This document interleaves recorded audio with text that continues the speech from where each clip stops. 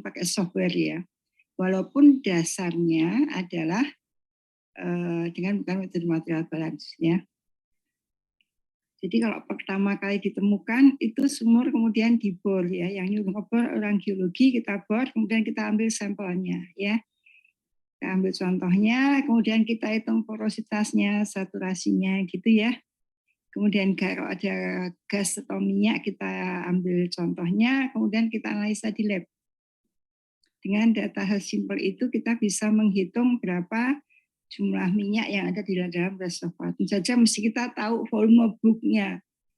Kalau misalnya secara umum paling gampang itu ya dianggap aja itunya misalnya volumetrik ya, volumetrik apa namanya seperti gunung itu ya, anti-clean gitu ya, anti-clean.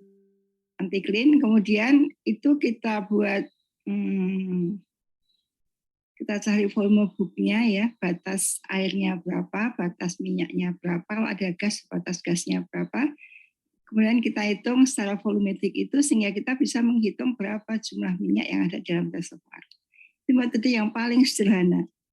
Kemudian kalau reservoir itu sudah kita produksikan, kita punya data produksi, punya data tekanan, punya data apalagi PVT ya, PVT itu analisa sampel, kemudian dibawa kita lab, kita punya hubungan antara tekanan dengan BO, hubungan tekanan dengan RS, viskositas dan sebagainya. Kemudian dengan data yang segitu banyak, kita baru bisa menghitung dengan metode material balance. Nah, kemudian yang simulasi itu apa? Simulasi itu setelah data semua lengkap, biasanya lapangan-lapangan seluruh oil company juga menggunakan simulasi ya. Simulasi itu sebenarnya intinya mempermudah kalian menghitung. Karena sebenarnya kalau misalnya nggak pakai simulasi pun juga bisa pakai manual ya. Pakai manual bisa dengan data segitu banyak ya. Tapi simulasi itu akan mempermudah, itu hanya tool untuk mempermudah kalian menghitung berapa jumlah minyak ada dalam reservoir dengan sekian banyak data yang ada ya. Nah nanti perhitungan yang volumetik dengan perhitungan material balance ini harus match.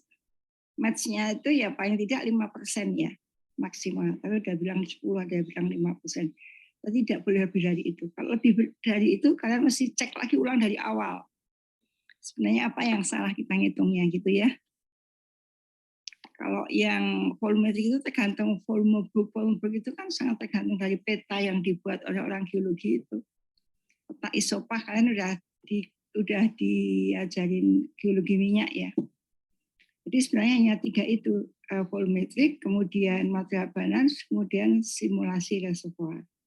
Nah ada juga orang bilang itu decline curve analysis, itu bisa menghitung jumlah minyak di dalam, enggak bisa. Kalau decline analysis ini bisa digunakan untuk menghitung jumlah minyak atau gas yang kita produksikan secara maksimal, NP max ketemunya gitu ya. Jadi kita foto dulu aja ya, sebentar.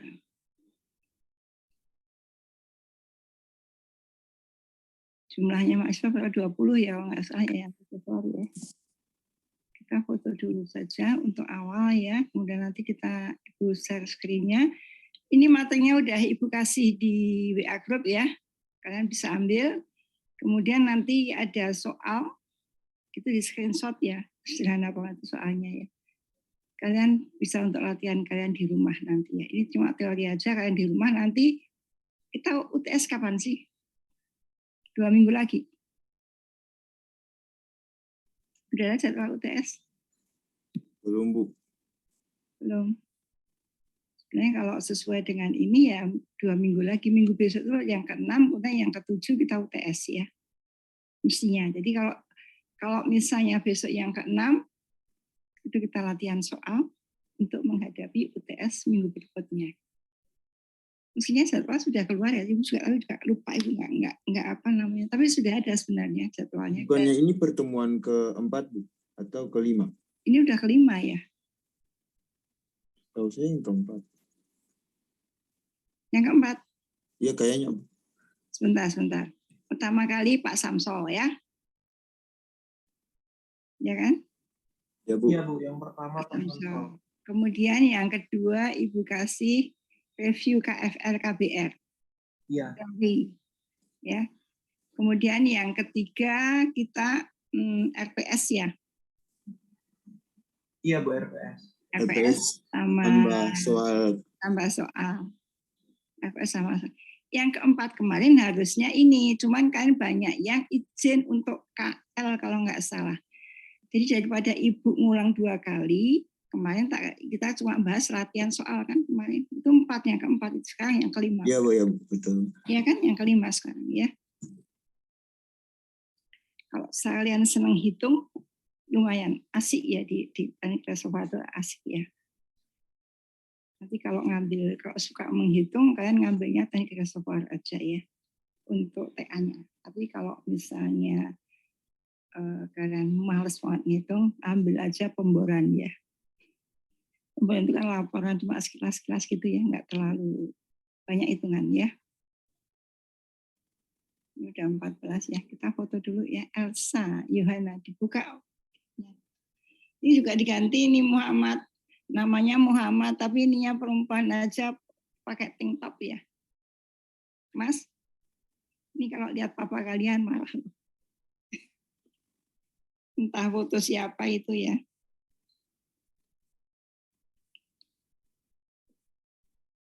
Rambun ya. 14, kita foto dulu saja.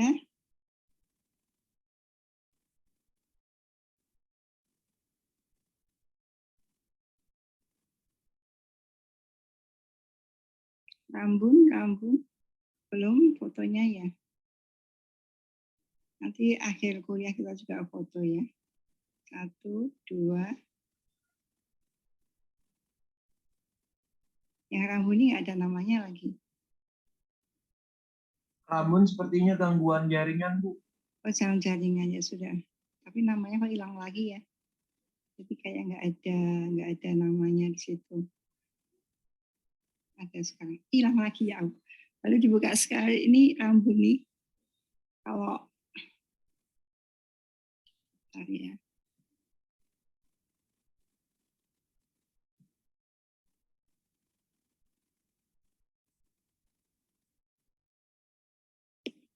Nanti berapa kali ya. Ibu share screen dulu ya.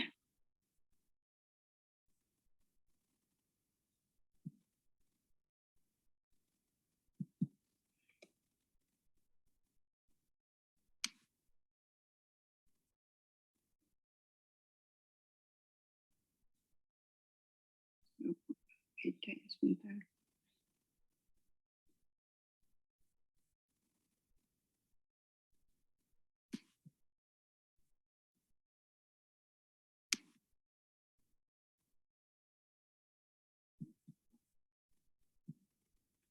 Kelihatan ya Mas?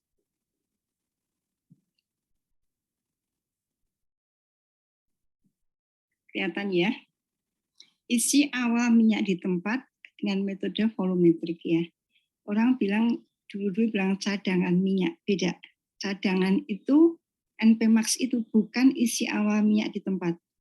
Cadangan itu kalau di software yang baru, misalnya apa tuh, OFM ya, itu namanya reserve itu kan cadangan. Nah reserve itu sebenarnya remaining reserve, jadi bukan isi awal minyak di tempat. Isi awal minyak, makanya Ibu sama Bu Oni berusaha untuk mengganti kata cadangan itu menjadi isi awal minyak di tempat ya. Jadi mula-mula isi minyak mula-mula di tempat, atau sebenarnya isi awal minyak dan gas di tempat ya. Ini ada gasnya, sudah gas boleh, minyak boleh, rumusnya berbeda sedikit ya, tapi konsepnya sama ya.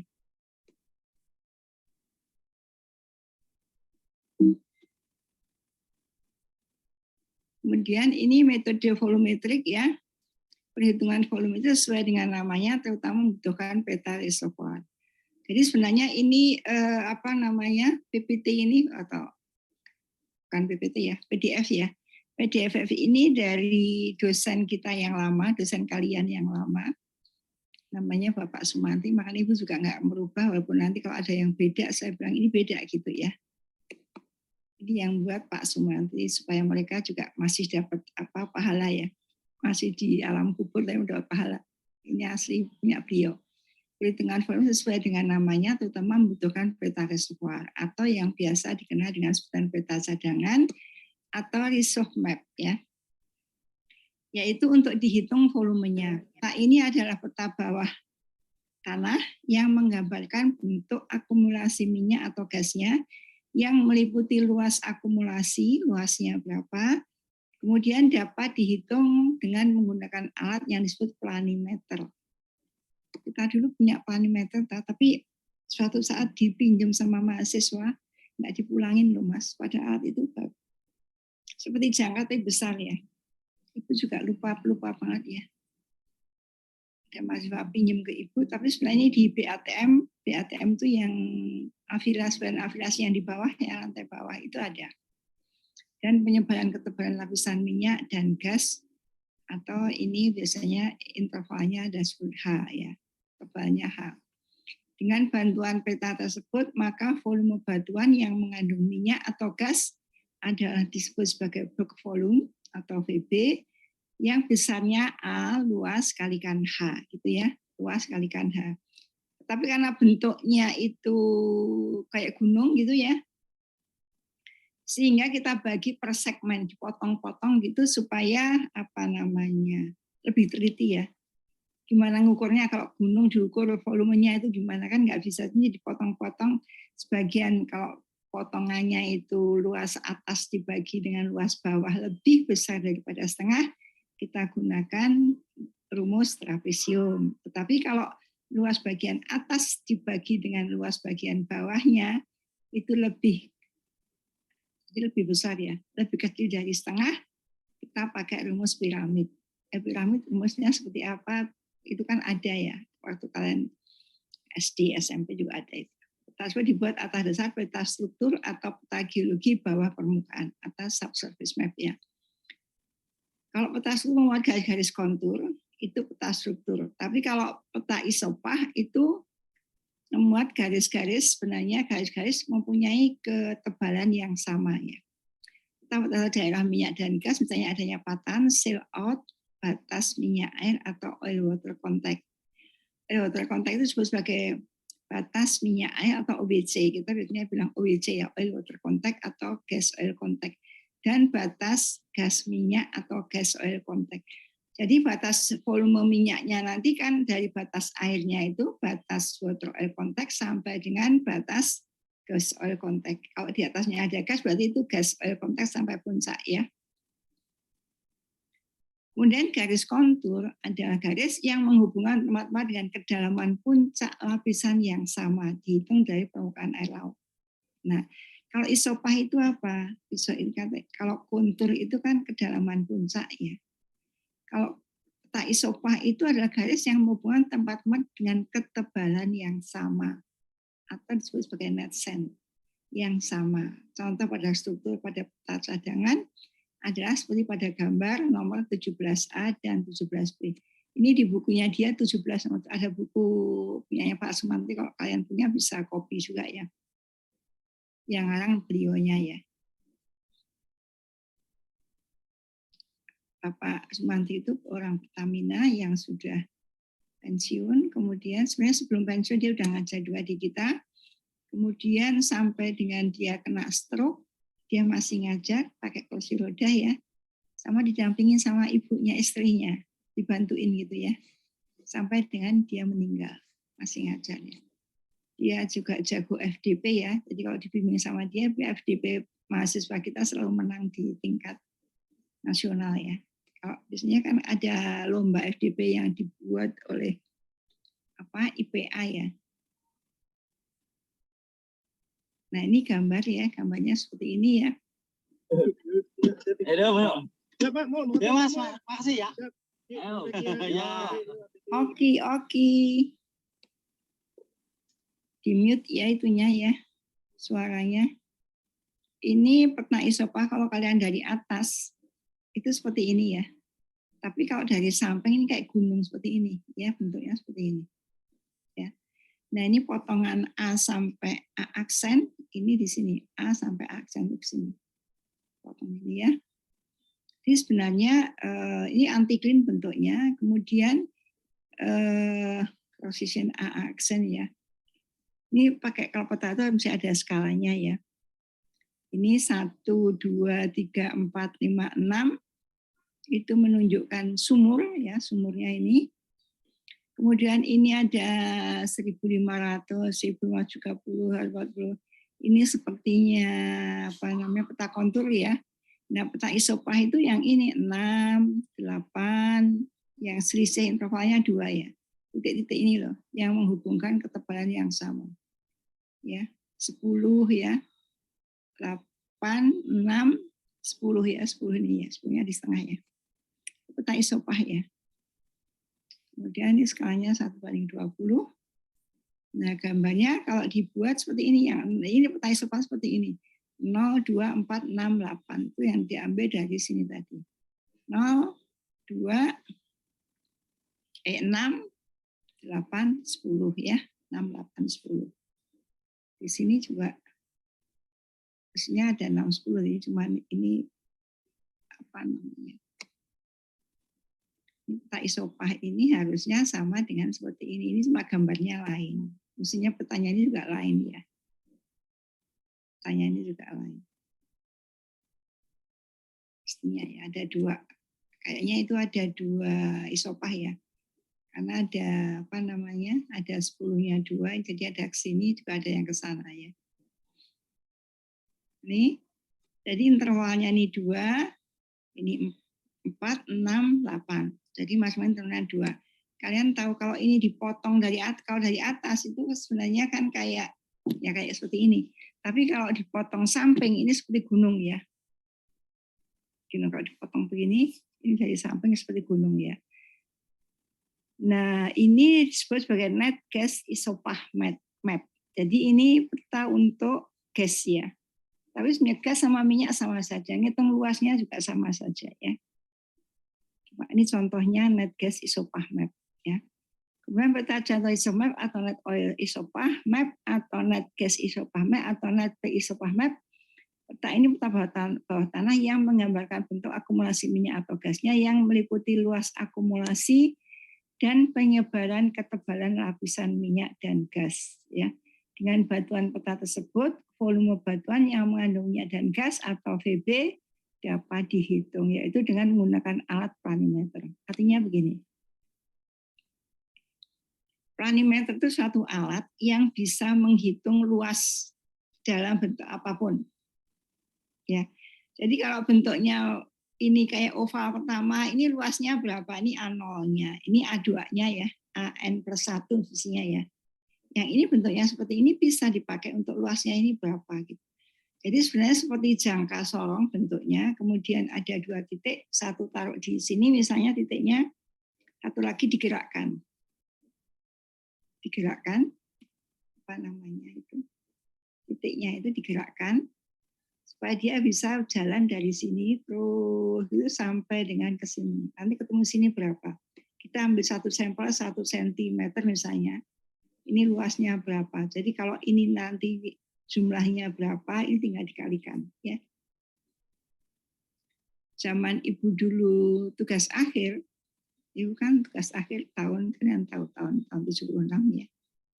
Ya 76, 78 kali ya. 78-an lah ya. 78, 77 gitu ya. Itu sudah pakai planimeter ini. Sebenarnya kalau sekarang itu sebenarnya ada software yang bisa menghitung kalau bentuknya seperti apa, ini tinggal diikutin aja. Jadi kursornya itu dibawa ke sini gitu. Kemudian dengan bantuan software itu bisa tahu luasnya berapa. Mestinya gitu ya. Jangan seperti ibu dulu kan masih zaman dulu aja namanya, zaman ibu sekolah aja belum ada kalkulator. Kalkulator nggak ada, kalian ngitungnya kayak apa coba. Makanya ibu pernah nggak lulus mata kuliah termodinamika karena nggak selesai.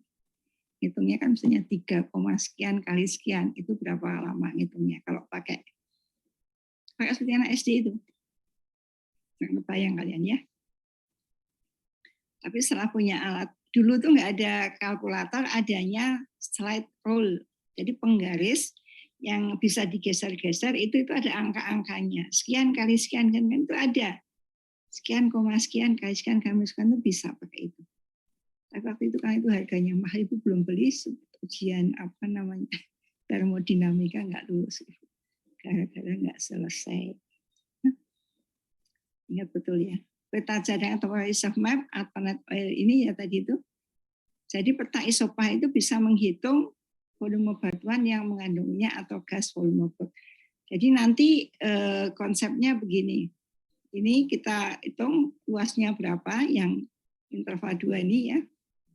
Yang 0 berapa, yang 2 berapa, yang 4 berapa, yang 6 berapa, yang 8 berapa. Tapi yang 2 ini dibagi luas, yang 2 ini dibagi luas yang 0. Kalau lebih besar daripada setengah, maka menggunakan rumus trapesium. Ada rumusnya. Kemudian kalau ini yang luas 2 dikurangi luas 0 itu lebih kecil daripada setengah, menggunakan rumus trapesium, piramid gitu ya. Tapi rumusnya ada, jadi dia tinggal, kalau nanti PR-nya itu Ibu buat tabel, kemudian kalian tinggal ngitung. Ya, tinggal ngitung berapa luas masing-masing ini sudah dihitung, ya. Kemudian kan tinggal ini dibagi ini berapa, menggunakan ini berapa menjadi berapa gitu ya, gampang. Peta tersebut antara lain bisa dibuat atas dasar peta struktur atau peta geologi bawah tanah. Gini, kalau untuk reservoir karbonat itu biasanya peta isopahnya nggak ada, kita pakai peta struktur, ya. Seingat saya kalau FDP itu orang-orang geologi nggak ada peta isopahnya Bu. Kalau batuannya gamping atau karbonat gitu ya, kita pakai peta struktur. Memuat garis-garis kontur isopah pada daerah minyak dan gas. Misalnya ada patahan, ada seal out, ada batas minyak air atau oil water contact, dan batas gas minyak atau gas oil contact ya. PMA itu batas minyak air. Ini oil water contact sama artinya.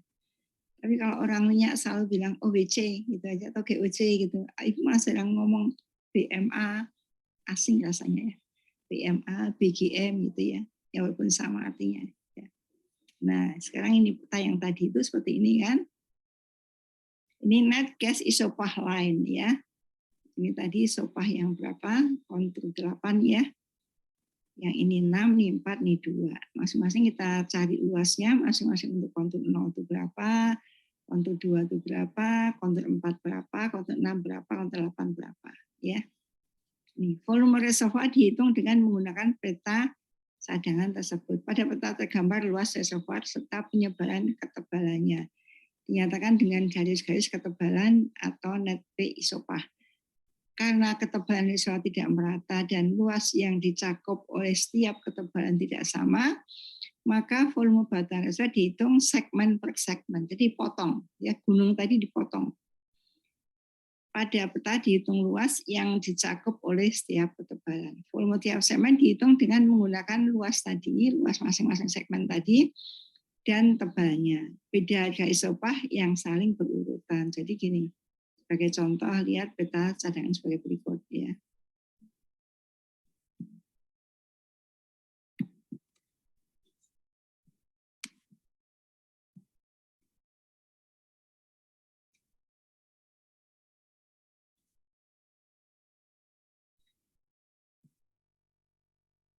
Misalnya ini segmen 1 dibatasi oleh bidang alas dan bidang atas, ya kan?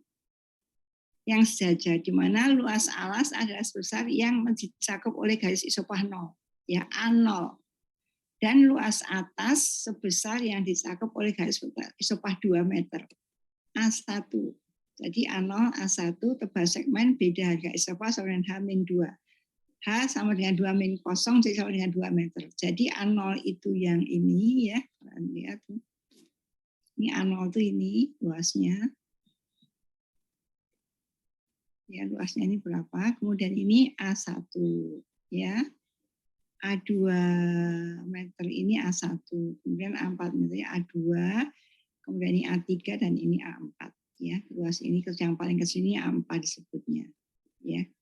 Masing-masing kita hitung dengan planimeter ya. Tadi alatnya namanya planimeter. Nah, ini A0 ya, luasnya berapa kita hitung gitu ya. dengan alat planimeter tadi kayak jangka sorong ya. Kemudian yang segmen 2 itu adalah A2 ya. A2 itu ini. Yang A dengan tebalnya 2 ya. Ini 2 yang angka 2 ini ya. Ini A2 luasnya. Kita hitung lagi ya. Dengan planimeter berapa luasnya. Kemudian yang ini A3 ya, atasnya lagi A3 karena dipotong-potong gitu gunungnya ya. Jadi A3 ini. Tebalnya juga 2 meter ya. Kemudian yang ini A4 yang paling kecil ya. A5 tadi ya. Oh, A5 berarti ya. Ini yang 6 interval 6 ya. Itu adalah apa namanya A4. Jadi A1. A0, A1, A2, A3, A4. Ini A0, A1, A2, A0, A1, A2, A3. Ini A3 dong, ini A3 dong ya. Di atasnya ada 4. Kemudian ini yang terakhir A4. Ini A5 ya. Sebentar. Jadi A5. Yang 8 meter itu A5. Kemudian yang 8 meter A5, yang 6 ini A4, kemudian yang ini adalah A3, kemudian ini adalah A2, ini adalah A. Oh, kok lucu ya. Sulah ya. Kalian tahu ada yang salah nggak? Ada. Ini A0 kan? Berarti di atasnya tadi A1. Tadi A1-nya ini benar, ini A1 ya. Di atasnya A1 ini ada A2, ini di atasnya ya. A2, ini A1 ya. Kemudian di sini A2, atasnya A3 ya. Ini A3, atasnya A4. Ini A4, atasnya A5. Ini mestinya kan A4 kan. Ini atas titik atas titik. Ada titik di atas. A5. Tapi ini luasnya sebenarnya luas A4 ya. Benar kok.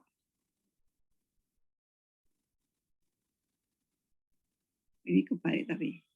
Mempunyai bidang alas yang luasnya bisa cakup garis isopah 8 meter atau A5. Enggak dong. Ya. Ini A0, A1, A2, A3, ini A4. A5 itu di atasnya lagi, titik sebenarnya. Ini bukan segini, ini salah ya. Oh, taunya baru sekarang Ibu. Tapi karena itu ketebalan segmen jelas kurang dari 2 meter, yang di atas ini sama atasnya itu biasanya diambil separuh. T sama dengan setengah kali 2 meter sama dengan 1 meter. Jadi di atas ini masih ada 1 meter ya. Nah, kalau dilihat dari samping, maka bentuknya seperti gunung seperti ini, ya kan? Namanya antiklin ya. Bentuk batuan esfa yang mengandung minyak atau gas pada umumnya tak beraturan ya. Ini A0, kemudian di atasnya ini A1, ini A2, ini A3, ini A4. Ya. A5 itu titiknya di atas ya. Ini segmen A5 itu berarti ini sampai puncak ya, ini sampai puncak. Ini diambil setengah dari segmen 2 tadi. 2 bagi 2 ya. Nah, kemudian dihitung ya. Ini karena itu untuk menghitung volumenya maka sobat lebih dahulu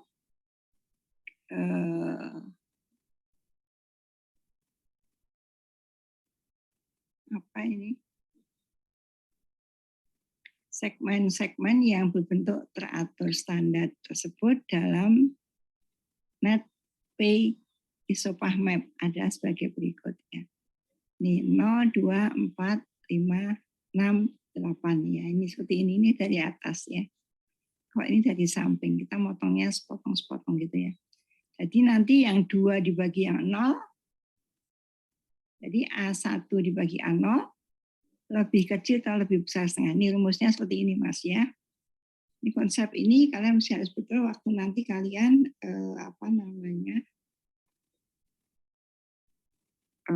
kalau FDP kalian kan ada peta ya. Kalian ngitung juga seperti ini. Ini luas AN bawah, kemudian di atasnya kan ada AN plus 1. Jika AN plus 1 dibagi dengan AN, lebih besar setengah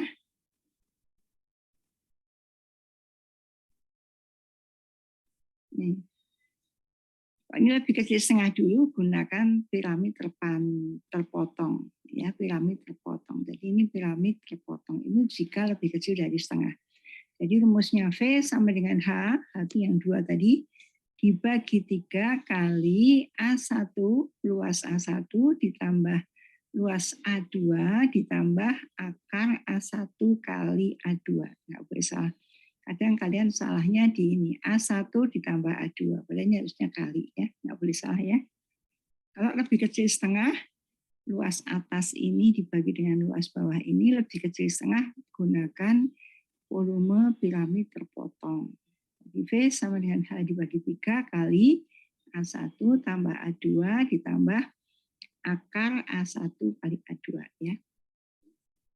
Ini kalau lebih kecil setengah. Kalau lebih besar setengah, kan seperti trapesium jadinya ya. Itu luasnya, volumenya jadi V sama dengan H dibagi 2 kali A1 ditambah A2. Ya.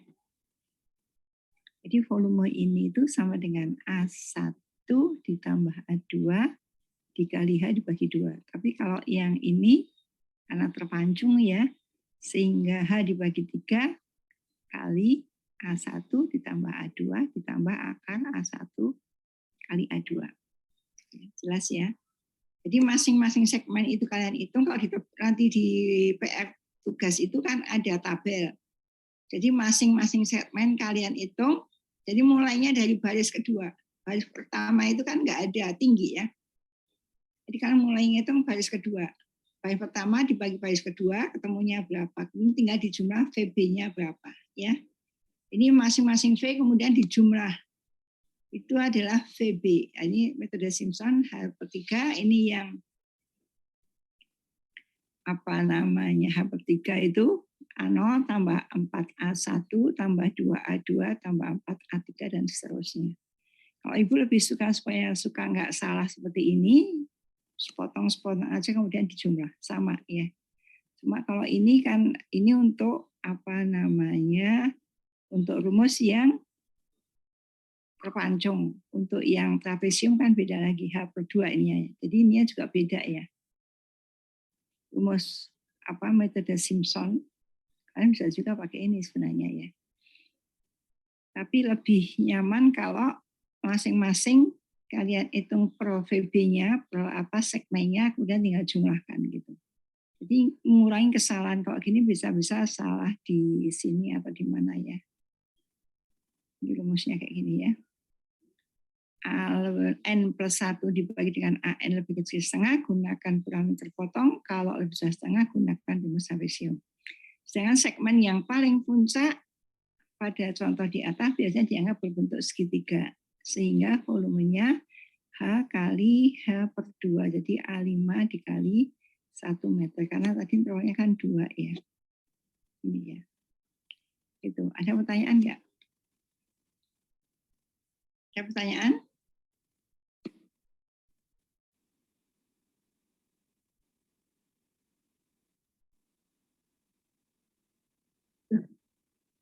Makanya diperhatiin ya, kamu jangan, artinya gini, kalau merhatiin jangan sepotong-sepotong dari awal sampai akhir. Makanya kalau kalian pas lihat gini ada rumus begini, bingung pasti. Tadi kalian mesti lewat, ya. Jangan sampai lewat, Ibu jelasin ya. Jadi gini, ini kan kontur ya, kita isopah nih namanya. Ini namanya kontur 0. Untuk isopah 0, ini kontur 2, kontur 4, kontur 6, kontur 8. Ini kalau dilihat dari atas. Kalau dilihat dari samping bentuknya kayak gini, antiklin. Antiklin itu adalah suatu reservoir minyak bumi kan sebagian besar antiklin ya. Nah, kemudian ini gunung ini dipotong-potong. Potong segini, potong segini, potong segini gitu ya. Nah, nanti kalian Ibu bilang ini tadi luasnya bisa kalian hitung dengan planimeter masing-masing kontur ini. Kontur 0 berapa luasnya dengan planimeter. Kontur 2 kalian hitung luasnya dengan planimeter berapa. Kontur 4, kontur 6, kontur 8 dihitung pakai planimeter ya. Kemudian kita hitung AN plus 1. AN 1 berarti ini, yang kedua ini, yang dua ini dibagi dengan AN plus 1 dibagi dengan AN, kalau ini N-nya sama dengan 0, ini AN plus 1 berarti kontur yang ini ya. Ini dibagi ini, kalau lebih besar setengah menggunakan rumus trapesium. Tetapi kalau luas ini, yang dua ini, dibagi dengan luas ini lebih kecil daripada setengah, kalian pakai piramid terpancung rumusnya. Rumusnya ini piramid terpotong, rumusnya V-nya, V-nya itu H/3 kali A1 tambah A2 ditambah akar A1 kali A2. Kalau luas yang dua ini tadi dibagi dengan A0 ini lebih kecil dari setengah. Tapi kalau ini lebih besar daripada ini, lebih besar setengah, ini dibagi ini setengah, maka menggunakan trapesium. Trapesiumnya rumusnya V sama dengan H dibagi 2 kali A1 tambah A2. Jelas nggak? Ya, tapi kalau kalian di lapangan nanti, kan nggak ada datanya. Kan hitung sendiri pakai planimeter gitu loh. Planimeternya itu kayak jangka solong itu sebenarnya. Jadi satu titik ditaruh sini, tetap satu titik digerakkan. Sebenarnya juga ada software, tapi softwarenya nggak tahu. Ada software yang sudah bisa menghitung itu gitu ya. Mestinya kalau zaman kalian sudah pakai software, zaman ini masih pakai planimeter. Tapi dasarnya juga dari planimeter itu. Jadi planimeter itu suatu alat yang bisa menghitung luas dalam bentuk apapun. Bisa bentuknya seperti bunga, bisa dihitung. Karena reservoir itu kan bentuknya macam-macam ya. Ini aja kan bentuknya kan nggak bulat. Kan bisa kayak gini kan. Bisa menggok sana, menggok sini, bisa dihitung ya. Cuman yang menentukan ini kan ini orang geologi yang nentuin ya. Ini biasanya ada sumur 1, 2, 3, 4 itu ya. Kenapa kok ininya ke sana itu orang geologi. Makanya kalau kita hitung dengan volumetrik sama nanti dengan material balance yang sudah datanya sudah lengkap, maka Ibu cenderung volumetrik itu lebih tidak teliti daripada yang material balance karena datanya lengkap. Kalau orang geologi kan 1, 2, 3, 4 sumur, kita bisa ininya di sini, titiknya di sini dari mana? Ini kan garis tangan aja. Oh kira-kira di sini gitu ya. Menariknya itu loh. Ya. Jelas? Ya. Nah, sekarang rumusnya volume yang ada di tempat stock tank oil in place. Ini apabila volume batuan reservoir total VB telah dihitung dengan bantuan peta cadangan, maka volume minyak dan gas yang mula-mula terakumulasi di reservoir dapat dihitung secara volumetis menggunakan rumus berikut. Jadi ini apabila VB dalam barrel, VB-nya, BUI dalam barrel per STB, ya.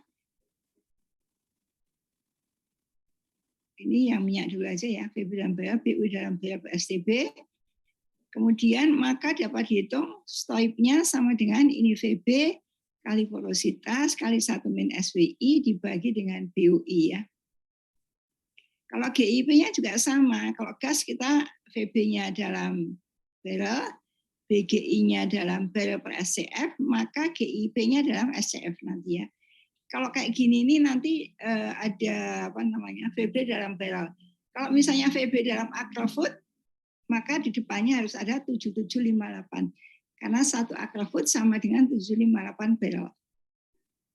Ya. Kalau dalam barrel, VB-nya dalam barrel, sudah dalam barrel, maka BUI-nya dalam barrel per STB, maka stoip ini nanti ketemunya dalam STB. GIP-nya dalam, kalau ini dalam barrel, ininya dalam, BGI-nya dalam barrel per SCF, maka GIP satuannya adalah SCF. Jadi reservoir itu kan mesti teliti tentang satuan. Ya. Sama juga waktu KFR itu satuan coba.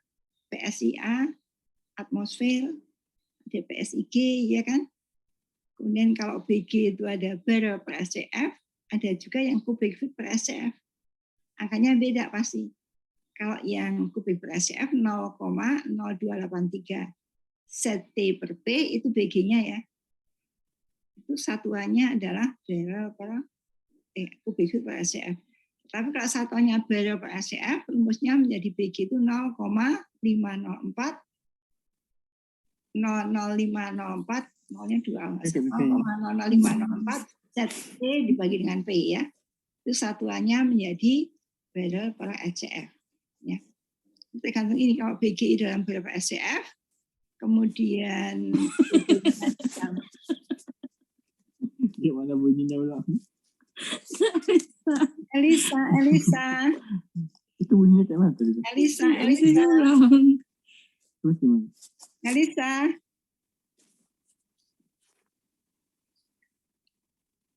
Bocor kan? Elisa ngobrol sama temennya tuh. Ya. Ini GIP sama dengan VB kali porositas. Ini kan satuannya persen. Ini juga persen ya. Kenapa ini 1 min SW? Ini harusnya kan SG ya. GIP itu harusnya SG. Di sini harusnya apa? SO ya. Tapi kalau di lab itu yang dihitung selalu SW dulu. Makanya SW-nya berapa? SWC-nya berapa gitu ya. Kalau kurva KRO, KRW versus S kemarin tuh. Kemarin waktu soal itu kan KRW, KRO versus SW kan. Itu SWC itu sama dengan SWI ini. Ya. Jadi penting menentuin SWC sama SWI itu sama ya. Jadi kurva KRW, KRO versus SW yang kemarin latihan kita itu dimasukkan di sini nanti untuk menghitung stoipnya ya. Tinggal satuannya. Kalau nanti satuannya ini acrofoot, luasnya dalam acre, kemudian tebalan dalam foot, maka acrofoot, maka di sini harus ada 7758 kali VB kali porositas 1 min SW dibagi BUI. Kalau ini satuan dalam acrofoot, ini dalam kubik feet per SCF, maka satuannya dalam SCF, tapi ini BG-nya dalam kubik feet per SCF itu 43560 ya. Artinya gitu. Apabila VB dalam acrofoot, yang dulu kan bilang acrofoot, BUI dalam barrel per STB, BG dan STOP, stock tank oil increase dalam STB, maka rumusnya menjadi ada angka ini. 7758 kali VB kali porositas min SW dibagi BUI. Kenapa? Ini angka ini satu acrofoot sama dengan 7758 barrel.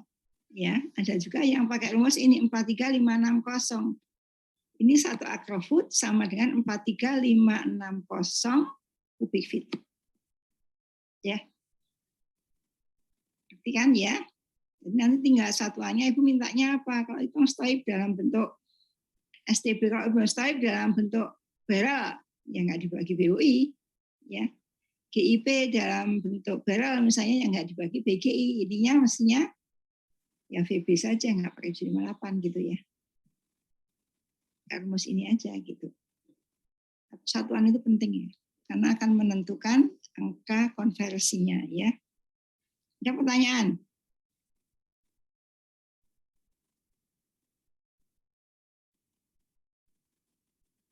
Ya. 43560 ini satu acrofoot sama dengan 43560 kubik feet. Kalau satu acrofoot sama dengan 758 barrel ya. Jadi rumusnya menjadi itu.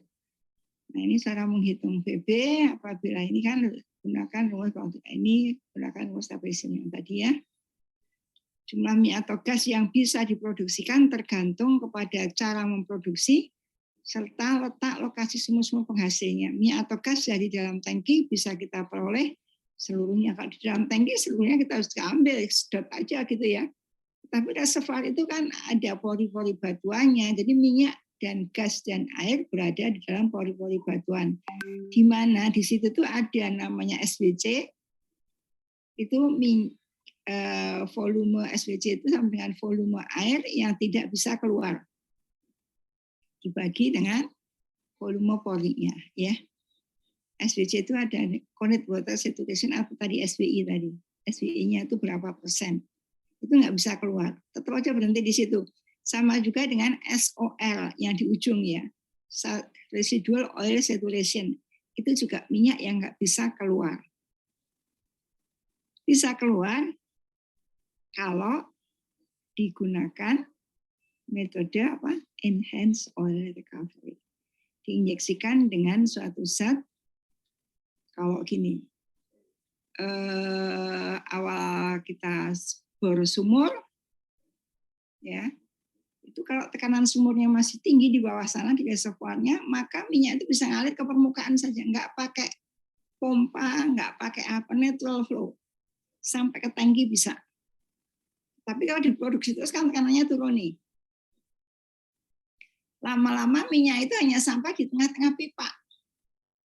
Nah, supaya dia bisa ke permukaan, kita pasanglah pompa. Pompanya bisa pompa angguk, bisa pompa ESP ya, bisa pompa hidrolik ya, atau bisa namanya gas lift. Gas lift itu pipa cubingnya kita buat ada valve-nya untuk memasukkan gas ke dalam cubing itu melalui anulus. Sehingga gas itu masuk di anulus, masuk ke cubing melalui valve, sehingga akan meringankan fluida, ya. Densitas fluidanya akan berkurang sehingga tekanan dasar sumur akan berkurang, sehingga minyak dari reservoir bisa ke permukaan. Ya, itu kalau pakai gas lift, ya. Pompa, pakai pompa itu konsepnya juga sama sebenarnya, menurunkan tekanan. Kalau pompa sakral itu ada traveling valve, ada standing valve. Pada saat kita tarik ke atas, maka yang kebuka yang mana? Traveling valve-nya ketutup, standing valve-nya kebuka, gitu kan ya. Dan seterusnya ya. Setelah itu masih primary recovery, Mas. Kalau secondary recovery kita injeksi, kita buat sumur injeksi dengan water flood atau gas flood. Kalau gas flood itu kita injeksikan gas ke dalam zona minyaknya, itu adalah gas flooding, atau minyak di zona minyaknya, itu water flooding. Tapi kalau kalian buat sumur injeksi air, tetapi kalian injeksikan air itu di zona airnya, maka itu masih primary recovery, belum secondary recovery, ya. Masih sebagai primary recovery karena air yang diinjeksikan ke dalam zona air itu berfungsi untuk mempertahankan tekanan reservoir, bukan untuk mendesak minyak. Kalau yang untuk mendesak minyak, kita injeksi di zona minyaknya, ya, itu namanya secondary recovery. Tapi secondary recovery itu juga tidak merubah sifat fisik batuan maupun fluida. Nah, setelah secondary recovery, kalian bisa tambahkan dengan kimia, misalnya surfaktan atau polimer, ya, atau alkalin atau ASP, itu supaya ada dua fungsi nih. Kalau surfaktan itu adalah mengurangi tekanan permukaan, kalau kalian injeksi ke polimer itu akan menambah viskositas fluida pendesak. Ada namanya konsep capillary member. Capillary member itu makin kita berusaha untuk memperbesar capillary member supaya kita bisa mengambil SOR-nya. Jadi kalian kan dapat SOR, dapat enhanced oil recovery, ya, ada yang ngajarin kan. Tapi konsep itu harus tahu kalian. Kalau dengan sudah enhanced oil recovery itu merubah sifat fisik fluida dan atau batuan, ya. Itu bisa mengambil SOR tadi. Tapi kalau yang secondary recovery, injeksi air itu hanya mendorong saja, tidak merubah sifat fisik batuan maupun fluida. Namun minyak atau gas dari dalam reservoir tidak seluruhnya bisa kita peroleh, hanya sebagian kecil minyak bisa diperoleh dengan mengandalkan tenaga dorong alamiahnya, ya. Jadi minyak bisa keluar ke permukaan itu karena adanya tenaga dorong. Nah, tenaga dorong itu akan saya jelaskan nanti mungkin setelah UTS, ya. Kecuali kalau masih 2 minggu lagi UTS gitu, ya. Jadi besok bisa tenaga dorong, kemudian latihan soal, kemudian UTS gitu, ya. Nggak tahu nih, tergantung. Kemudian pengambilan maksimum, nah itu NP max tadi, itu dicari dari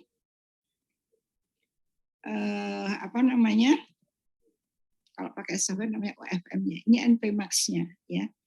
volume atau gas maksimum yang bisa diproduksikan dari suatu reservoir dengan mengandalkan tenaga dorong alamiahnya disebut pengambilan maksimum atau ultimate recovery.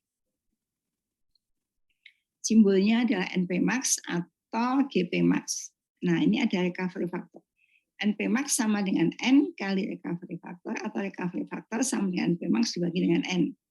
Untuk minyak, untuk gas, GPmax sama dengan G kali recovery factor untuk gas. Nah, recovery factor ini tergantung dari tenaga dorong masing-masing reservoir. Ya. Kalau kalian ngitung VB dengan OIP, GIP dengan metode volumetric, nggak perlu tahu tenaga dorongnya apa. Tapi kalau sudah banyak datanya, ada data Petrovi, ada data PVT, ada data tekanan, ada data produksi, maka kalian harus menghitung OIP itu dengan material balance. Baik itu dengan software ataupun dengan manual. Kalau kalian bimbingan sama ibu, dua-duanya saya suruh ngitung. Supaya kalian tahu konsepnya. Kalau orang gini, ada orang ahli simulasi, tapi dia misalnya orang simulasi itu bukan orang perminyakan misalnya.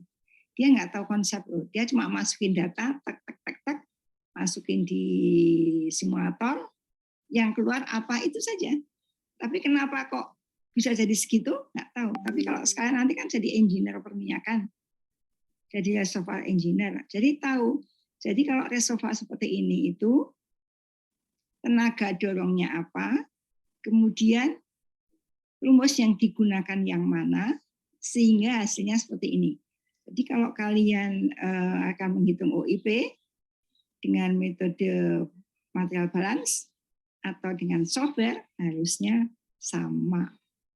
Kalau nggak sama itu karena perbedaan pemberatan saja. Harusnya sama, bedanya masih kecil. Kalau kalian ngitungnya betul. Tapi kalau kalian ngitungnya salah, softwarenya betul, kalian salah, ya kalian mesti ngitung lagi kenapa kok jadi salah gitu ya. Jadi recovery factor ini sama dengan NPmax dibagi dengan N. NPmax itu dari mana? Gini, kalau kita produksi minyak dalam suatu reservoir, ini, Ibu tak menjelasin dulu. Di dalam suatu lapangan itu ada yang namanya reservoir, ada namanya sumur ya. Kadang di dalam satu lapangan itu banyak reservoir karena banyak zona. Satu zona reservoir itu disebut satu reservoir.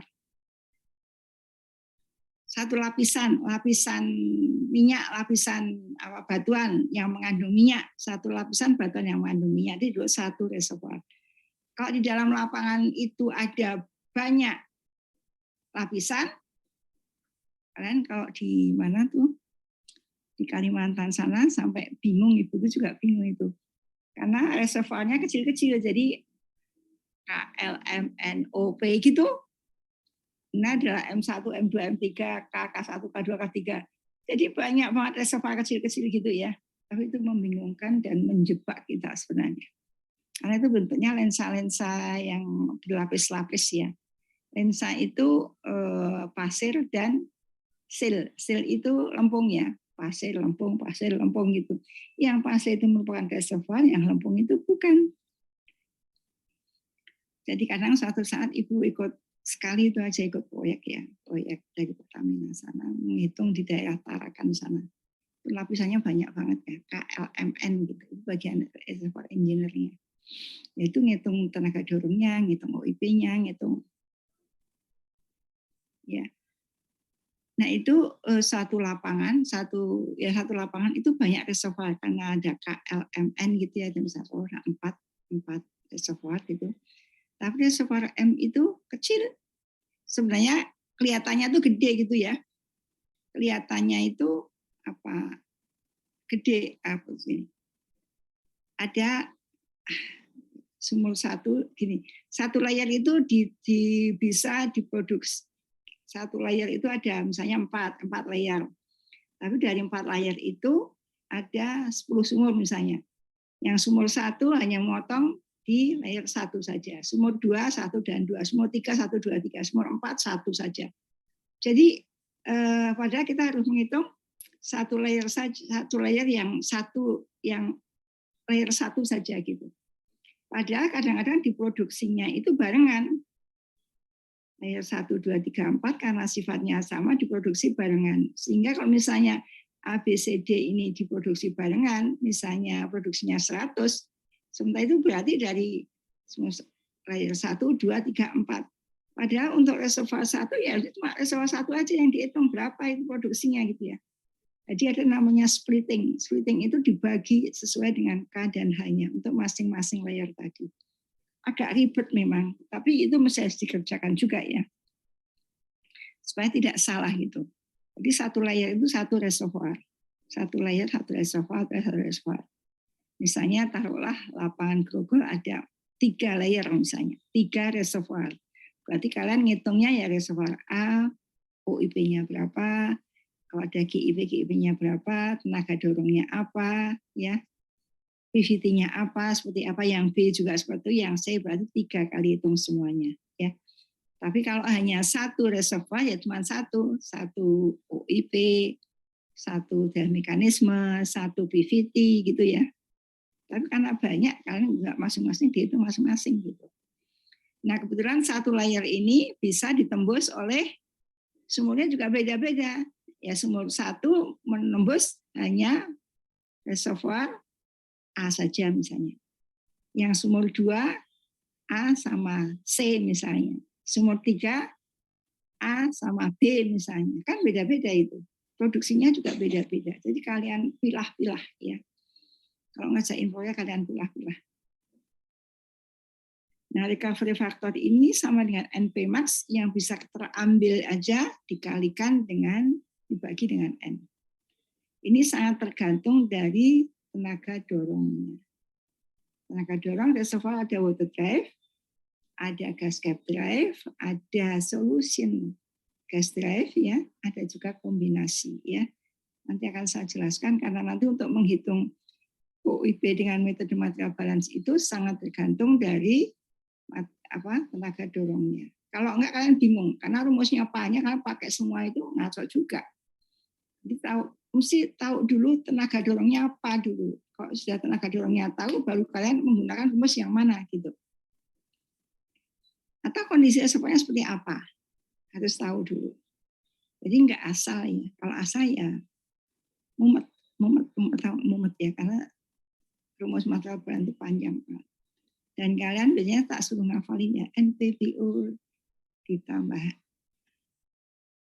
LP min RS kali BG sama dengan MN-PTI, BG per BGI min 1 ditambah N-PTI min PT, PT min PTI ditambah BI min BBB, panjang ya. Nah, recovery factor itu apa? Pengambilan recovery factor adalah RF sama NP max bagi N minyak, RF sama NP max bagi G. Nah, NP max dan GP max itu bisa dicari dari decline curve tadi. Decline curve itu apa? Itu kurva penurunan produksi. Jadi kalau diproduksi, sumur itu kan diproduksi kan turun ya. Produksinya akan turun ya. Tekanannya pun juga turun. Nah kalau turun itu, kemudian kita buat tren lainnya, kemudian produksi satu sumur itu berapa? Economic limitnya. Kalau ekonominya 10 barrel, berarti ditarik garis ke sini, motong kurva itu tadi akan ketemu kapan ketemu NP max-nya berapa. Dari situ, dari NP max itu didapat dari data economic limit. Kalau untuk gas, GP max didapat dari tekanan abundant. Jadi bukan GP max dibagi dengan GP max, GP itu ada gas economic limitnya nggak ada. Kalau gas tidak ada economic limit, adanya tekanan abundant berapa. Nah untuk reservoir minyak ini untuk solution gas drive, oleh reservoir tenaga dorong ya 8-20%.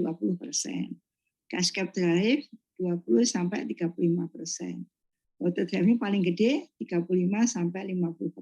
Untuk gas, ini ada depletion drive gas reservoir 75 sampai 95, kemudian kalau auto drive 55 sampai 65. Ya. Gitu. Ada pertanyaan enggak? Tenaga dorongnya nanti akan Ibu bahas nanti ya. Setelah UTS, atau kalau UTS nanti masih 2 minggu lagi, berarti nanti sebelum UTS. Kemudian reserve. Nah, reserve itu cadangan kan, reserve itu cadangan kan. Itu sisa cadangan pada suatu waktu tertentu untuk suatu ekspor adalah pengambilan maksimum dikurangi produksi kumulatif hingga waktu tersebut. Jadi NP max dikurangi dengan NP current. Pada saat itu NP-nya berapa? NP max-nya berapa? Jadi sisanya di reservoir itu berapa?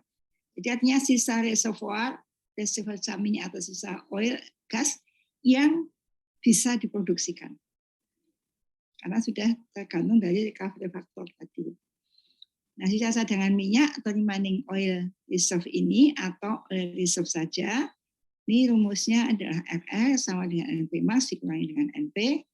Sisa cadangan gas, remaining gas reserve atau gas reserve sama dengan RR sama dengan NP max dikurangi dengan GP. Ya.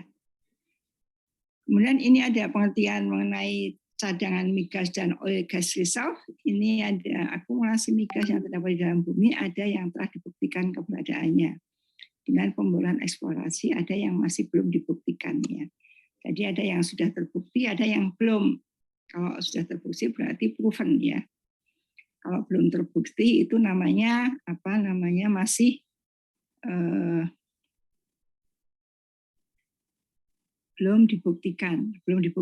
Jadi masih apa namanya? Namanya di sini disebut sebagai dulu ada yang probably, kemungkinan ya, cadangan mungkin dan cadangan harapan ya. Jadi cadangan ada cadangan pasti itu sudah terbukti, kemudian cadangan mungkin masih possible reserve, dan cadangan harapan itu masih kita berharap kalau di sana itu masih ada gitu, sesuai dengan data-data geologi kalau di sana masih ada, tapi belum ada apa-apanya, belum dibuktikan, belum dibor, belum diapa-apain. Kalau ini cadangan pasti itu ya sudah dibuktikan dengan pemboran, juga diambil voidiannya, udah dicek apa namanya, data-data batuan maupun voidanya, oh ada gitu ya. Tapi kalau cadangan mungkin itu di sana tuh masih ada cadangannya, tapi belum kita bor misalnya, ya. Tapi secara geologi itu harusnya ada gitu ya.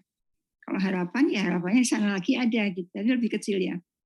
Kalau pasti ini biasanya 90% dari OIP, ya dihitung 90%-nya. Kalau cadangan mungkin itu 50%, kemudian kalau cadangan harapan ini adalah 10%. Cadangan awal atau step DIP, pengiriman maksimum, ultimate recovery atau estimate ultimate recovery, dan sisa cadangan atau remaining reserve ya. Ini klasifikasi ya, ini unproved, reserve, ini proved. Itu ada unproved, ada probable, ada possible ya. Ini secara teknik, kontraktual, ekonomik, or regulation. Uncertain, jadi belum pasti gitu ya. Unproved, belum dibuktikan yang ini. Yang perlu dibuktikan ada 2, probable dan possible. Ini yang mungkin ada karena sebagian data geologinya menunjukkan ada. Kalau ini data geologinya juga belum, cuma kira-kira di sana tuh ada, misalnya bentuknya sama atau apa gitu ya. Itu ada pertanyaan sampai sini? Nah ini STOIIP dan GIP, volumenya dan gas yang semua terkamu dalam reservoir disebut volumenya awal di tempat, ya kan, betul kan, volumenya awal di tempat, dan cadangan minyak awal di tempat atau stock tank oil in place, STOIIP, atau biasa disebut juga original oil in place OOIP, simbolnya dalam perhitungan adalah N, ya. Sedangkan untuk gas initial in place GIP atau original gas in place itu adalah simbolnya G. Dan STOIIP, stock tank oil in place, biasanya dinyatakan dalam STB. Kalau masih OGIP ini, original gas in place itu bisa dalam bentuk barrel ya. Kalau STOIIP itu dalam bentuk STB karena sudah di permukaan. Stock tank barrel ya, atau juta STB. 1 M itu nolnya 3 ya. Jadi kalau MM itu berarti 1 juta STB ya, 1 nolnya 6. Kemudian GIP biasanya dinyatakan dalam SCF atau juta SCF, MMSCF atau miliar SCF, billion SCF atau trillion SCF. Jadi tinggal nolnya tambah aja 33 gitu ya. Kalau ini nolnya 9 nggak salah ya. Billion itu 1 miliar itu sama dengan nolnya 1, nolnya 9 ya. Kalau ini 12. Kemudian pengambilan maksimum atau ultimate recovery minyak atau gas maksimum yang bisa diproduksikan atau diperoleh dari suatu reservoir dengan mengandalkan tenaga dorong alamiahnya disebut pengambilan maksimum atau ultimate recovery. Simbolnya adalah NPmax atau GPmax ya. Ini recovery factor yang tadi, faktor pengambilan recovery factor adalah perbandingan antara ultimate recovery atau NPmax dibagi dengan N ya, dibanding dengan STOIIP, atau GIP sama NPmax bagi N, atau GPmax dibagi untuk G untuk gas ya. Untuk reservoir minyak bertenaga dorong gas terlarut, gas yang larut dalam reservoir, biasanya ini kalau P-nya di atas bubble point, maka recovery faktornya kecil 8-20%. Untuk reservoir minyak bertenaga dorong tudung gas, agak gede ya, 20-35%. Untuk reservoir minyak tenaga dorong air, ini 35-50%. Jadi untuk reservoir minyak itu tenaga dorongnya yang paling gede adalah water drive. Sementara untuk gas, ini yang paling gede malah depletion drive gas reservoir. Jadi di dalam reservoir sana ada gas dan ada air. Tapi yang dominan adalah depletion-nya ya. Ini bisa 75-95%. Kalau untuk reservoir tenaga dorong air, jadi kalau gas reservoir gas itu ada yang tenaga dorong gas itu sendiri, juga ada air saja, ya. Itu 55-60 yang kecil ya. Jadi air kebalikannya. Kalau untuk reservoir gas, tenaga dorong air itu yang paling kecil. Karena cuma ada 2 ya. Kalau reservoir gas itu ada drive water drive sama depletion drive gas reservoir, ya. Dan sisa cadangan pada suatu waktu itu untuk suatu reservoir adalah pengambilan maksimum dikurangi dengan produksi kumulatif hingga waktu ini. Itu tadi RR itu sama dengan NPmax dikurangi dengan NP. Kemudian kalau untuk gas remaining reserve-nya RR sama dengan GPmax dikurangi dengan GP. Ini ya diulang-ulang sekarang mestinya udah. Ya, ini metode. Ini metode ya. Kita ini pre-drilling sebelum pemboran ini. Kalau sebelum pemboran belum ada data apa-apa kan bisa memperkirakan dari mana. Berapa IP kira-kira berapa ya. Nah kalau kayak gitu kalian bisa tengok di sekitar situ. Kalau di situ misalnya reservoir luasnya segini, kira-kira segini gitu ya cadangannya gitu. Itu kan dengan melihat di kiri kanan tempat itu berapa cadangannya ya. Pre-drilling ini sebelum pemboran ya. Kemudian kalau setelah dibor, development itu nanti kita pakai datanya pakai ini analog tadi ya. Analog itu ya bisa pakai sebelah gitu ya. Kira-kira berapa? Kemudian setelah dibor, develop period ini bisa pakai volumetric ya. Tapi volumetric itu bisa dipakai kapan aja tuh. Kalau nggak ada datanya kita pakai volumetric dipakai. Tapi ini kan sebagai pembanding aja. Kemudian ini kebaliknya harusnya material balance dulu baru reservoir simulation ya. Ini di clinical analysis juga seringnya bentukan cadangan Ibu bilang tadi. Makanya Ibu bilang ini punyanya Pak Sumantri. Ibu bisa komen karena setelah volumetric ini material balance, setelah material balance baru simulasi. Karena simulasi ini dasarnya adalah material balance ya. Kemudian di clinical analysis itu tidak dipakai untuk menghitung OIP ataupun GIP, tapi bisa menghitung NPmax atau GPmax ya. Untuk di client growth analysis itu ya. Ada pertanyaan? Nih. Dalam menamakan recovery dan recovery factor. Recovery factor dapat dinamakan dengan metode material balance atau simulasi reservoir ya. Apabila tidak ada data yang juga dipakai untuk prinsip analogi, maka pengambilan dari reservoir dikatakan dengan produksi yang cukup lama. Dengan reservoir di dekatnya, sekitarnya ya. Yang sejenis, namun telah berproduksi cukup lama. Boleh sama analog. Selain itu untuk reservoirnya dapat juga digunakan metode AFS. Metode AFS itu bisa menentukan recovery factor. Ini recovery factor untuk water drive oleh reservoir. Ya. Makanya kalau dibilang tenaga dorong pakai JJF, nggak bisa. JCF itu untuk menentukan recovery factor. Memang betul. Dari recovery factor ini berapa, kita bisa kira-kira tenaga dorongnya apa gitu ya. Tapi tidak langsung. Jadi sebenarnya untuk JCF itu menentukan recovery factor, bukan menentukan drive mekanisme. Drive mekanisme itu ditentukannya ada 3 metode sebenarnya. Nanti Bu ajarin juga ya untuk tenaga dorong ini menentukannya dengan kualitatif, kemudian dengan drive index, ada juga metode Ganes-Thakur. Sebenarnya bukan punya Ganes, terakhir Ibu ketemu Ganes, dia cerita-cerita Ibu dikasih bukunya dia bilang ini metode ini gitu untuk menentukan tenaga dorong. Setelah saya baca memang itu sebenarnya sudah ada sejak kapan gitu Ibu bongkar buku di jurusan, ketua jurusan yang zaman dulu kalau yang bukunya udah cepat promosi itu sudah ada, gambar itu sudah ada gitu. Ini sebenarnya bukan Ganes-Thakur. Cuma Ganes-Thakur itu di waktu yang buku-buku lama itu nggak ada namanya. Jadi Ibu bilang aja itu Ganes-Thakur, padahal ya bukan Ganes-Thakur yang buat ya, aslinya. Ini untuk auto drive, recovery faktornya segini ya. Ini ada porositas, fungsi dari porositas, saturasi, BUI, permeabilitas, viskositas air dan minyak, kemudian saturasi air, kemudian P awal dan P abundant ya. Kemudian untuk solution gas drive ini sama aja sebenarnya ya, ini fungsinya sama, cuman bedanya angkanya. Cuman kalian bingung kalau misalnya kalian tenaga dorongnya gas cap, gimana? Ini nggak ada recovery factor untuk gas cap, hanya ada auto drive dan solution. Ya. Cuma orang cenderung bilang itu hitungnya nentuin drive mekanisme pakai JCF aja, JCF bukan recovery factor. Memang dari recovery factor itu kita bisa memperkirakan tenaga dorongnya apa ya gitu ya. Tapi sebenarnya untuk menentukan tenaga dorong itu ada metode tersendiri, ada 3 metode ya. Ini recovery factor tulisannya RE ya. K itu dalam reaksi, BU dalam PPSTB, PA itu balon pressure. Tapi saya anehnya tuh ini untuk reservoir minyak, tapi ini ada P abundant ya.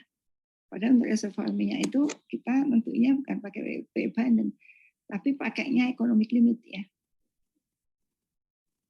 Yang penting ditentuin sebarang aja kali ya.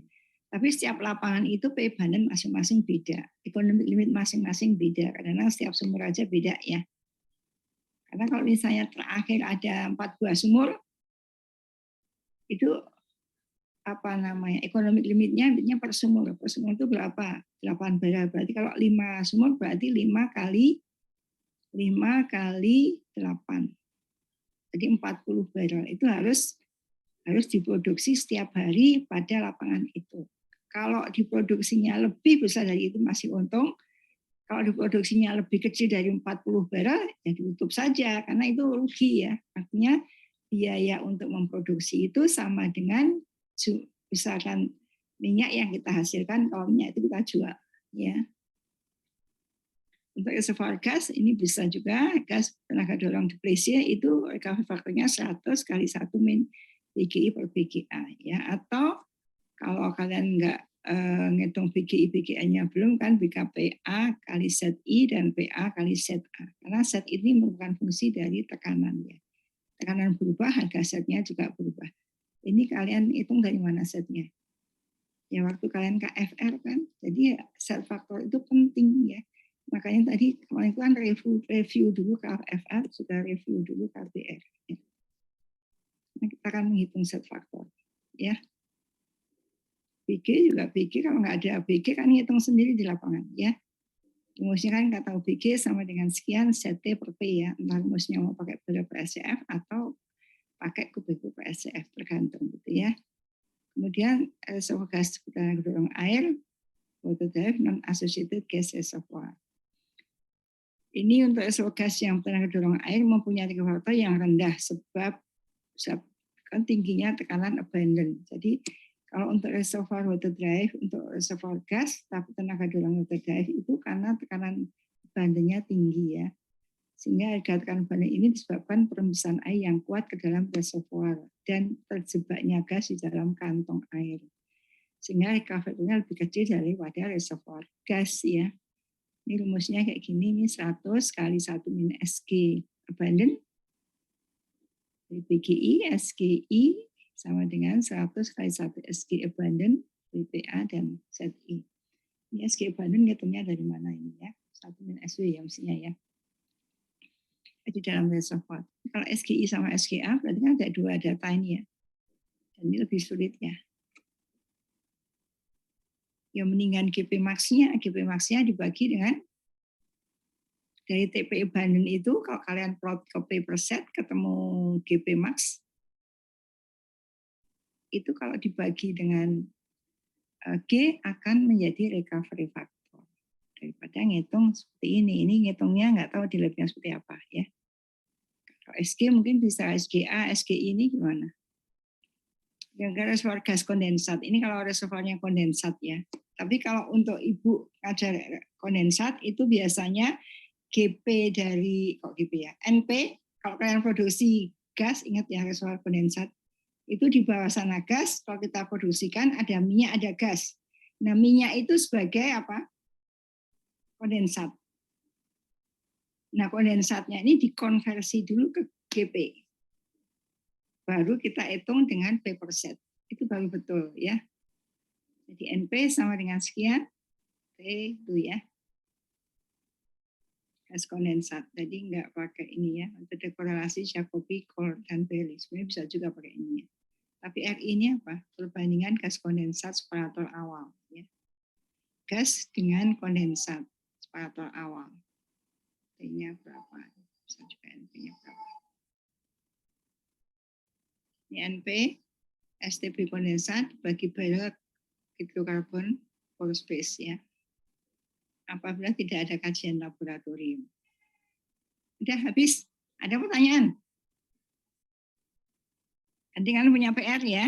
Sederhana sekali itu tenaga dorongnya belum. Yang soal nomor 2 itu di bawah. Itu ada soal apa?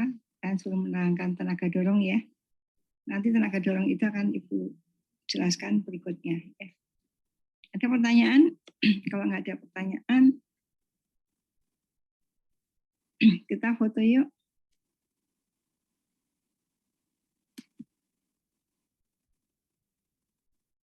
(20 kurang 1). Ada yang nggak masuk ya? Kita absen ya. Dibuka webcam-nya ya Mbak. 1, 2, 3, 4, 1, 2, 3, 4, 5. Ya. Webcam-nya dibuka. Kalau kalian nggak bisa ngerjain soalnya, bisa tanya Ibu. Lewat WA juga boleh ya. Kita foto dulu ini, restu sama absen ya. Foto dulu kemudian absen.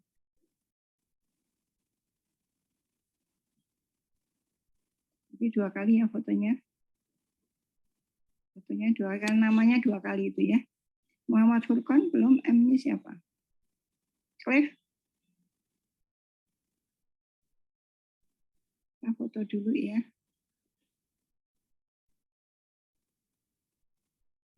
Satu, 2, 3, 1. Kemudian yang kedua ini biar namanya masuk semua ya. M itu siapa ya?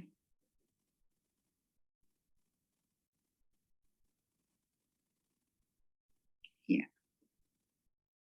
Kita absen dulu. Siapa satu yang nggak masuk ya?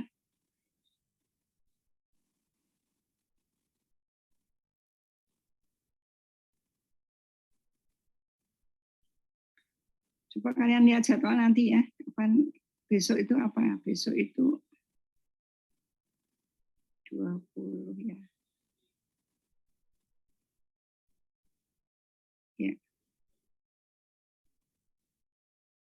Ahmad Rafi ada? Hadir, Bu. Ya. Simili? Hadir, Bu. Hadir. Kevin? Kevin Syahputra Nur? Ada Kevin? Kayaknya nggak ada ya. Kevin berarti Kevin yang nggak masuk ya.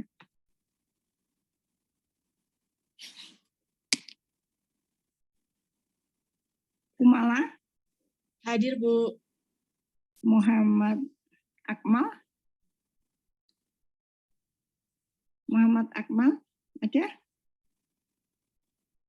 Loh, kalau 2 ini yang pada 20 kan harusnya kan 1. Kumala Galuh ini ada.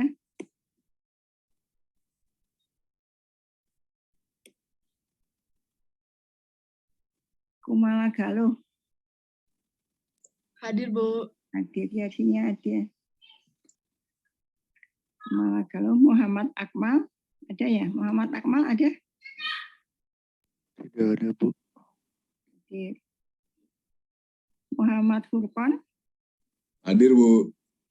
Patrick Frederick, Hadir, Bu.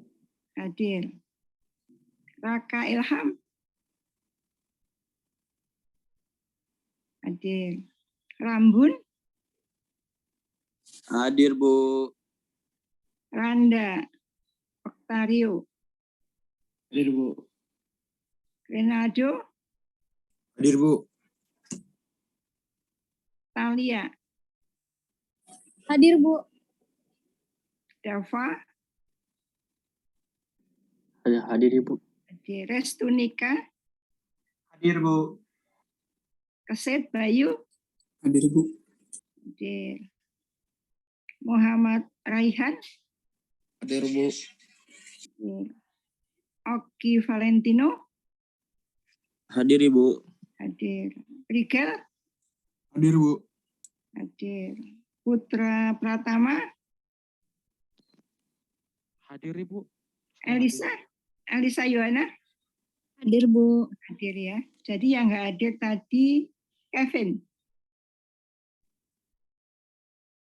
Ya Kevin, nggak ada Kevin ya. Di namanya juga nggak ada ya. Oke. Sudah nggak ada pertanyaan? Bu, nama saya belum disebut, Bu. Apa? Apa? Nama saya belum disebut, Bu. Namanya siapa? Cliff. Siapa? Cliff, Bu. Cliff. Oh, Cliff. Oh ya, belum disebut ya, sebentar.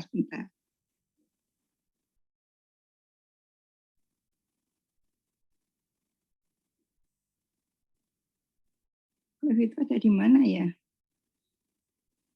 Nama lengkapnya apa? Ahmad Rafi, Jimili, Kevin, nggak ada tadi ya.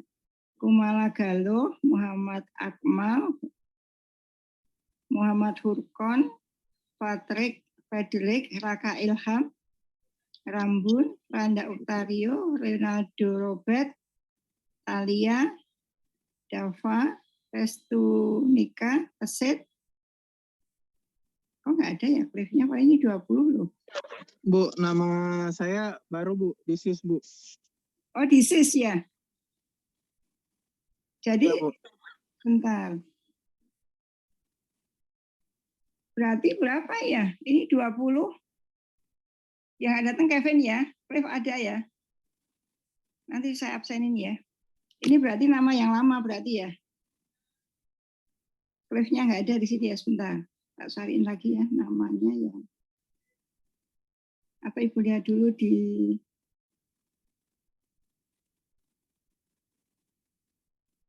yang minggu kemarin udah ada ya Cliff ya. Iya, Bu. Oh ini dia.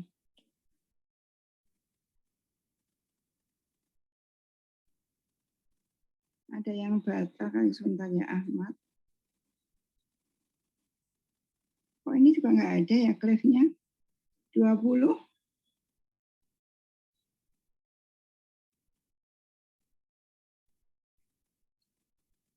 Coba Ibu buka ini dulu sebentar ya. Buka apa namanya? SIS ya, sebentar. Ibu buka SIS dulu sebentar, coba ya.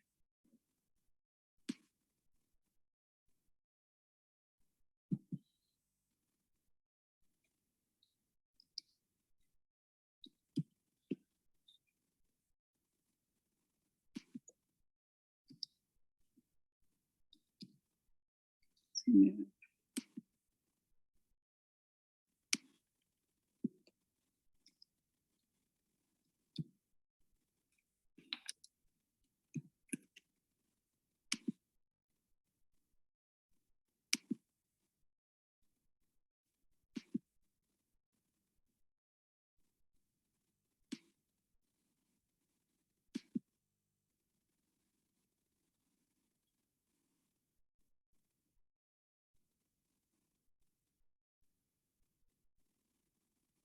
Oh, 21 ya.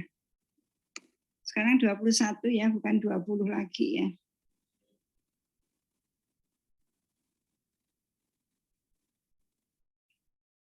Foto dulu sebentar.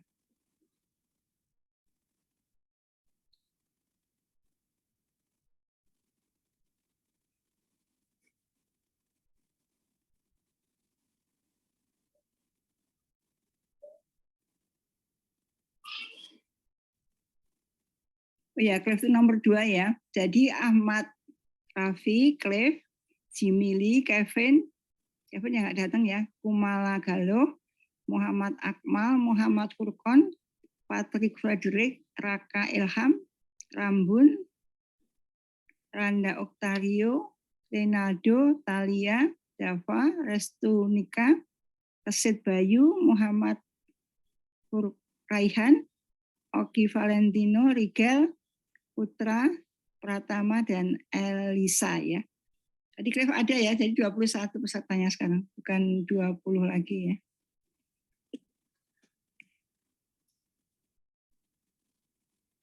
Ya nanti tinggal Ibu yang nggak masuk satu Kevin ya. Ada pertanyaan? Ya Clive udah ya. Nggak ada, Bu. Ya kalau nggak ada, Ibu akhiri sekian ya. Sampai ketemu minggu depan. Selamat berpuasa ya. Mohon maaf lahir batin.